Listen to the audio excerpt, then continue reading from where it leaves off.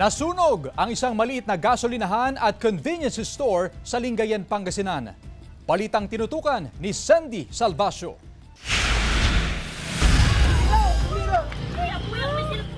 Makikita sa videong ito ang paglamon ng apoy sa isang portable gas station at ang kalapit nitong convenience store sa Barangay Dulag, Lingayen, Pangasinan, mag-aalas 9 ng umaga noong Sabado. Sa laki ng apoy, pahirapan ng mga residente sa pag-apula ng sunog. Naglalagay po kasi sila ng bagong stock dyan po sa gasolinahan. Tapos yun nga po, may tumagas na gasolina. Kinabahan daw si Enrique kaya gumilit. Pinapandar niya yung battery ata para mag-pump yung ano.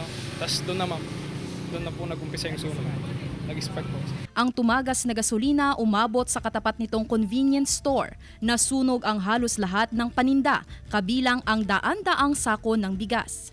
Damay rin sa sunog ang elf truck at motorsiklo na nakaparada sa gasolinahan. Tumagal ang sunog ng 15 minuto bago ideklarang fire out ng mga rumespondeng bumbero. Iniimbestigahan pa ang totoong sanhi ng sunog. Wala pang pahayag ang may-ari ng gasolinahan na dinala sa ospital matapos magtamo ng sugat sa insidente. Stable naman ngayon ang lagay nito. May naitala po kami isang injured yung may-ari po kasi siya po yung driver that time, and then isinugod siya sa pinakamalapit na hospital. Tumanggiring magpaunlak ng panayam ang may-ari ng convenience store. Inaalam pa ang kabuang halaga ng danyos sa insidente. Kasama si Ron Alister Taniedo, Sandy Salvacio, One North, Central Luzon.